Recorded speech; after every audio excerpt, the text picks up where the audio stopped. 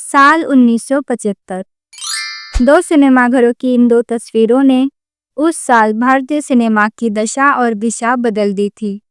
अगर आप राजनीति में दिलचस्पी रखते हैं तो 1975 का जिक्र आते ही आपके जहन में इमरजेंसी की यादें ताज़ा हो जाती है। और अगर आप खेल प्रेमी हैं तो 1975 का मतलब पहला क्रिकेट वर्ल्ड कप भी हो सकता है। लेकिन वो पीढ़ी जिसका बचपन फिल्मी कहानियां सुनकर और जवानी टिकट की खिड़की के धक्के खाकर बीती हो, उसके लिए यह साल इन दो फिल्मों के लिए भी याद किया जाता है। इसमें कोई शक नहीं कि शोले जैसी आइकॉनिक और कल्ट फिल्म ने कमाई ही नहीं, पॉपुलैरिटी के भी पैमाने पर वो इतिहास रचा है जिसकी एक एक इबारत अमिट है। इसके किरदार ही नहीं, डायलॉग भी 50 साल बाद भी आज लोगों के जहन में ताज़ा है। लेकिन यह एक संयोग है कि शोले के बाद या उसके टक्कर की कोई दूसरी फिल्म की जब बात हो तो उसी साल या कहिए कि उससे 6 महीने पहले आई दीवार खड़ी हो जाती है। दीवार की पहचान यह है कि इसने पहली बार भारतीय सिनेमा को सॉफ्ट रोमांटिसिज्म से निकालकर कड़वी सच्चाई की जमीन पर रख दिया। हीरो के लिए गढ़े गए सारे कैरेक्टर, सारे कॉस्ट्यूम और सारे मानकों को तोड़ते हुए एक एंटी हीरो को लोगों के सर आंखों पे बिठा दिया, जिसे दुनिया ने कहा एंग्री यंग मैन। हम में से शायद ही कोई हो जिसने ये दोनों या इनमें से कोई एक फिल्म न देखी हो। अगर आपसे पूछे कि दोनों में से बेहतर फिल्म कौन सी है तो आपके लिए जवाब देना इसीलिए भी मुश्किल हो जाएगा कि ये दोनों ही आपकी फेवरेट फिल्में हैं।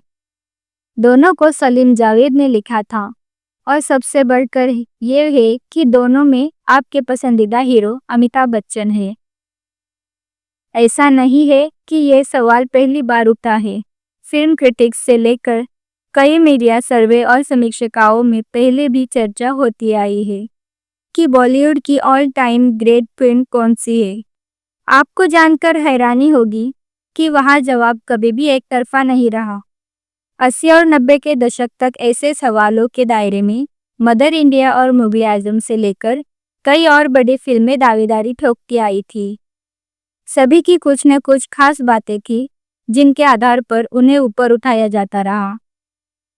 लेकिन क्रिटिक्स ने शोले और दीवार पर सबसे ज्यादा माथापच्ची की है। कमाई और पॉपुलैरिटी के मामले में शोले को चुनौती देना आज भी मुश्किल है, लेकिन कहानी, स्क्रीन प्ले, संवाद और कैरेक्टर के मामले में आज भी दीवार के मुरीद ज्यादा है।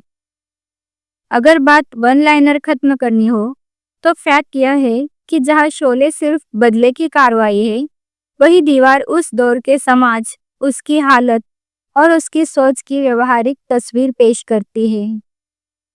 जिस दौर में ये दोनों फिल्में बन रही थी वो आर्थिक और सामाजिक लिहाज से बहुत ही विकटकाय था, और इस गुस्से की जद में केवल सिस्टम और सरकार ही नहीं थे, भगवान भी थे।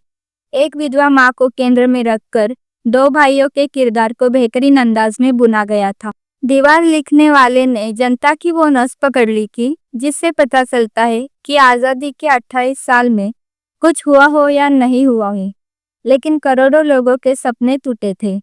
अंग्रेज चले गए लेकिन काले अंग्रेज अभी भी देश लूट रहे थे। मिल मालिक मजदूरों का शोषण कर रहे थे, अमीर गरीब को लूट रहे थे, गुंडे मजदूरों से हफ्ता वसूल रहे थे। नीचे एक नौकरी पर अनेक उम्मीदवार झपट रहे थे और ऊपर एक स्मगलर दूसरे से आगे निकलने की होड़ में था। यह ठीक है कि फिल्में थोड़ी फैंटेसी भी लेकर चलती है, और ऐसा ही किताबी किस्से कहानियों में भी होता है। ऐसा नहीं कि इसके पहले की फिल्मों में समाज का ऐसा चेहरा नहीं दिख रहा था, लेकिन हम यहाँ स्क्रीन प्ले की तारीफ इसलिए कर रहे हैं। कई पुरानी बातों को कड़वी सच्चाई पहली बार इतने असरदार तरीके से परोसा गया था। माँ का ऐतिहासिक किरदार तो मदर इंडिया में भी दिखता है, लेकिन एक शहरी माहौल में यह किरदार पहली बार इतना मजबूत और इतना इमोशनल था। जब गरीबी की गर्द से अमीरी के अर्श पर पहुंची एक भाई का गुरूर बोलता है कि मेरे पास तो सब कुछ है, तुम्हारे पास क्या है, तो दूसरा भाई ने जो जवाब दिया वो करोड़ों दिलों को ही नहीं, फिल्मी इतिहास को भी छू गया। दीवार ने कई महीने खाचे बुने थे। मसलन बुराई की टक्कर बड़ी बुराई से थी। अब यह दर्शक ताली न बजाए तो क्या करे। एंग्री यंग मैन का किरदार बड़ी शिद्दत से गाड़ा गया था। वो हीरो था, लेकिन उसे हीरोइन के साथ रोमांस और गाने से बचाया गया था। जंजीर, दीवार, शोले और काला पत्थर में भी अमिताभ और उनकी हीरोइन के साथ कोई गाना नहीं है। दूसरी तरफ शोले फुल एंटरटेनमेंट मूवी थी।